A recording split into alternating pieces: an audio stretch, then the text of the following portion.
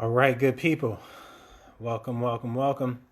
Hey, I got to do this video real quick. I want to catch you up on how I'm doing and some things that I've learned along the way in this journey.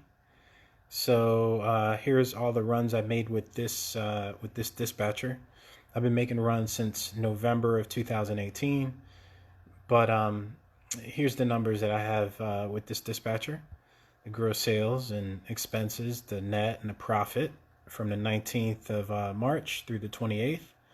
Then from the 1st through the 13th of April. And then this last run from the 22nd to the 30th. Okay. What had happened was I lost $217. So, and I'll just kind of get to it. How you doing? How you doing, Vicky? Good morning. What had happened was I gave my dispatcher instructions, and he's going to follow those instructions. And my instructions were wrong, and I didn't realize what I had done at the time. Our model clearly works from the first two runs. What I told him to do was, hey, run me out and then run me back from San Antonio. Make a long run, at least 1,000 miles, and then run me back. That completely changed what we had been doing, and I didn't realize it at the time. So, and let's go across here to the miles.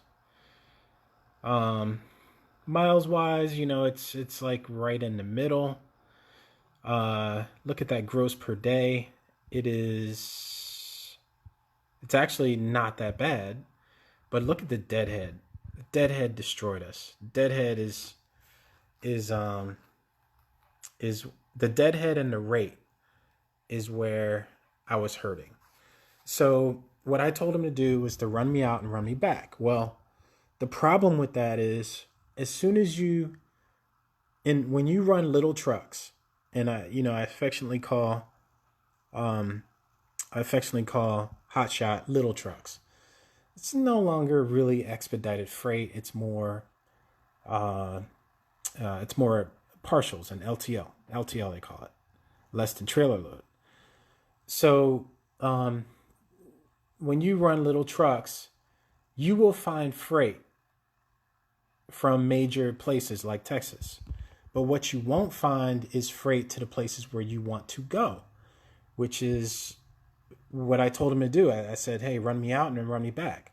So I ran to a location. You got to have a backhaul. And when I said run me back to San Antonio, there's no partials. And also, the run that we made from San Antonio, it was, and let's go ahead and scan down some of this. The run that we made to Omaha, so see there on the 22nd, it paid well, but it was a dedicated run. We made $1,500 gross sales, which is nice, over 900 miles. The problem is, if we would have added a partial and we had plenty of space, we'd have added a partial, we would have crushed that run. I mean, we just would have crushed it. We'd have been, if it was a decent, halfway decent partial, we'd have made close to $3,000 on one run.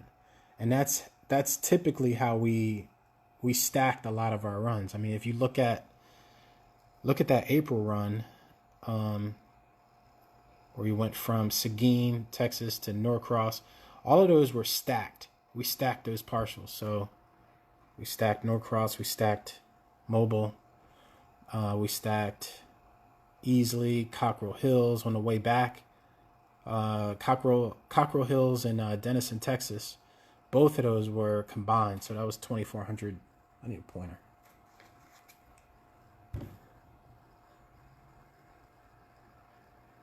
These were together.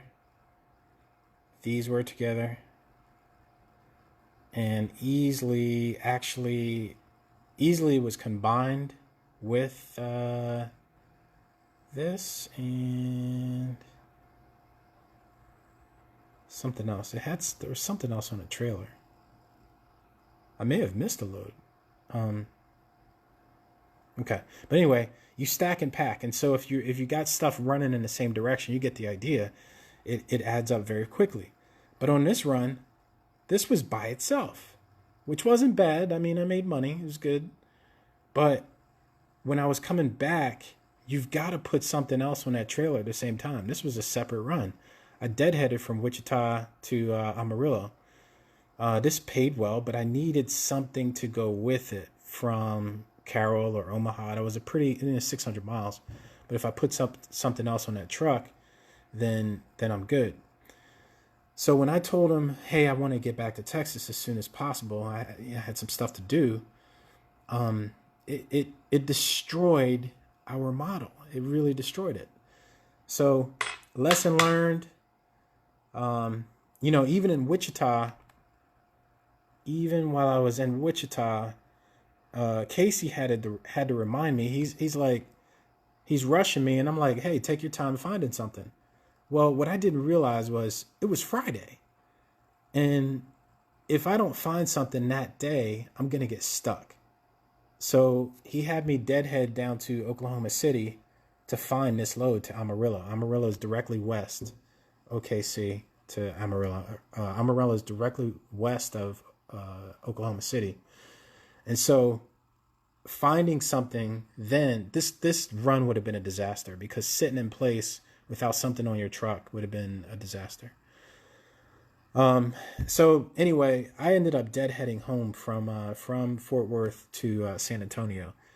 And it was only when I was deadheading home, I was like, why was this so bad? Why was this run so bad? The reason why the run was so bad was because I told my dispatcher to do something and he did it. And it hurt me. So, and again, we'll just go back over here and review real quick before I show you how you win. So again, lost $217. Now, how you win coming out of that, you see the expenses are up there. I mean, they're pretty, compared to the gross sales, they're up there. I mean, that's in proportion. Yeah, I mean, it's bad. That's bad. But within those expenses and equipment, $109, supplies, so straps and chains, things that won't wear out. So I have those things. I'll have those things for the future to use them in the future. So that's good.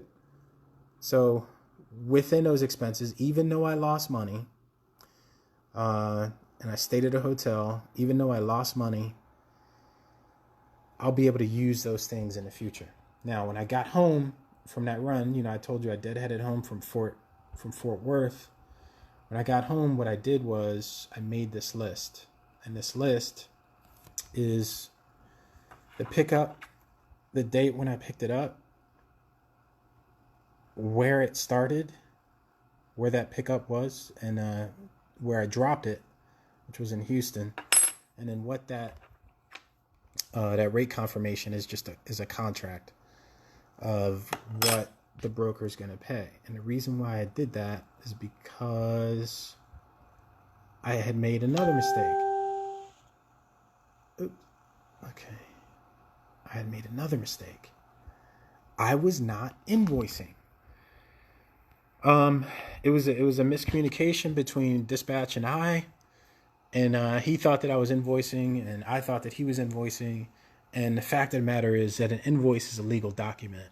Once a dispatcher has that document, they either have to pay it or they won't. They'll say, hey, we don't actually owe you that money, but you basically sign that rate confirmation in the beginning, and then you run the load, and they give you a receipt for the load at the pickup site.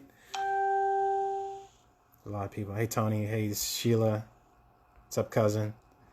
Vicky. They give you a receipt for that. It's called a bill of lading. And once you drop it off, you have the person receiving it sign it for you. And I send a picture to my dispatch, and dispatch turns it into the broker. And what I have covered up right now is the information for the broker, because I don't want you to see that. I'm gonna scroll over just a tad bit.